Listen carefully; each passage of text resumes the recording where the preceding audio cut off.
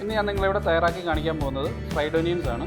അപ്പോൾ നമ്മൾ ബിരിയാണിയും നെയ്ച്ചോറും ഒക്കെ ഉണ്ടാക്കുമ്പോൾ ഫ്രൈഡ് ഒനിയൻസ് ഒരുപാട് യൂസ് ചെയ്യാറുണ്ട്. അപ്പോൾ നമ്മളിത് നേരത്തെ തന്നെ ഉണ്ടാക്കി വെക്കുകയാണെങ്കിൽ ബിരിയാണിയൊക്കെ ഉണ്ടാക്കുമ്പോൾ അത്രയും എളുപ്പമാണ്. അപ്പോൾ നല്ല ഗോൾഡൻ ബ്രൗൺ കളറിൽ നല്ല ക്രിസ്പിയായ ഫ്രൈഡ് ഒനിയൻസ് എങ്ങനെ തയ്യാറാക്കിയെടുക്കാമെന്ന് നമുക്കൊന്ന് നോക്കാം. അതിനായിട്ട് ഞാനിവിടെ കുറച്ച് സവോള തൊലിയൊക്കെ കളഞ്ഞ് വൃത്തിയാക്കി വെച്ചിട്ടുണ്ട്. നമുക്ക് ആദ്യം അതൊന്ന് നന്നായിട്ടൊന്ന് അരിഞ്ഞെടുക്കാം. അപ്പോൾ ഇത് അരിയുമ്പോൾ ഒരേ കനത്തിൽ നല്ല കട്ടി കുറച്ച് വേണം അരിഞ്ഞെടുക്കാനായിട്ട്. അപ്പോൾ പല വലുപ്പത്തിൽ നമ്മൾ കട്ട് ചെയ്തെടുത്തു കഴിഞ്ഞാൽ നമ്മൾ ഫ്രൈ ചെയ്യുമ്പോൾ കുറച്ച് ഫ്രൈ ആകാതെയും കുറച്ച് ഫ്രൈ കൂടുതൽ കരിഞ്ഞും പോകാൻ ചാൻസ് ഉണ്ട്. അപ്പോൾ അതുകൊണ്ട് ഇതെല്ലാം അരിഞ്ഞെടുക്കുമ്പോൾ ഒരേ കനത്തിൽ ഒരേപോലെ ഇത് അരിഞ്ഞെടുക്കാൻ ശ്രദ്ധിക്കണം. മാക്സിമം എത്ര കട്ടി കുറച്ചരിയോ അത്രയും കട്ടി കുറച്ചരിയുന്നതായിരിക്കും ഏറ്റവും നല്ലത്. അപ്പോൾ നമുക്ക് ഇതെല്ലാം ഇതുപോലെ ഒന്ന് ഒരുപോലെ അരിഞ്ഞെടുക്കാം. അപ്പോൾ നമ്മൾ സവോളയെല്ലാം ഇവിടെ നന്നായിട്ട് അരിഞ്ഞെടുത്തിട്ടുണ്ട്. ഇനി നമുക്കിതൊന്ന് ഫ്രൈ ചെയ്തെടുക്കണം. അപ്പോൾ അതിനായിട്ട് ഞാനൊരു കുഴിവുള്ള ചട്ടി വെച്ച് അതിലേക്ക് ആവശ്യത്തിന് ഓയിൽ ഒഴിച്ച് കൊടുത്തിട്ടുണ്ട്. ഞാനിവിടെ സൺഫ്ലവർ ഓയിലാണ് യൂസ് ചെയ്യുന്നത്. അതിനുശേഷം അതിലേക്ക് ഒരു 1.5 ടേബിൾ സ്പൂൺ നെയ്യും കൂടെ ചേർത്ത് കൊടുത്തിട്ടുണ്ട്. അപ്പോൾ നിങ്ങൾക്ക് ആവശ്യമുണ്ടെങ്കിൽ മാത്രം നെയ്യ് ചേർത്ത് കൊടുത്താൽ മതിയാവും, ഇല്ലെങ്കിലും കുഴപ്പമൊന്നുമില്ല. അപ്പോൾ എണ്ണ നന്നായിട്ട് ചൂടായി വന്നതിന് ശേഷം നമുക്ക് അതിലേക്ക് കുറച്ച് സവോള ചേർത്ത് കൊടുക്കാം.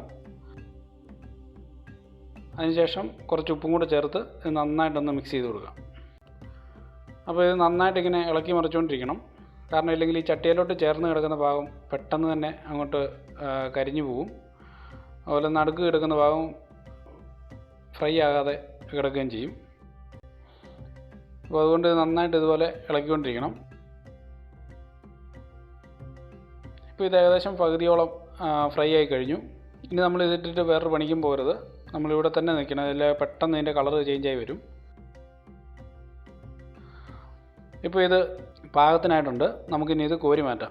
അപ്പോൾ ഇത് നമുക്കൊരു പരന്ന പാത്രത്തിലേക്ക് കോരി മാറ്റി ഒന്ന് നിരത്തി കൊടുക്കണം.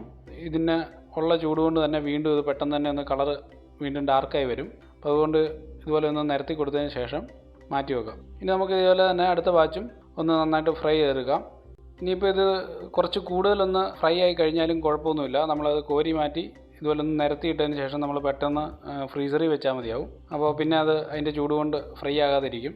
അപ്പോൾ ഇത് നന്നായിട്ട് തണുത്ത് കഴിഞ്ഞ് നമുക്കൊരു നല്ല ഡ്രൈ ആയിട്ടുള്ളൊരു പാത്രത്തിലേക്ക് മാറ്റി നമുക്ക് ഫ്രിഡ്ജിൽ വെച്ച് 1 മാസം വരെ ഇത് യൂസ് ചെയ്യാവുന്നതാണ്. അപ്പോൾ നമ്മൾ അടുത്ത ബാച്ചും ഇതുപോലെ തന്നെ കോരി എടുത്തിട്ടുണ്ട്.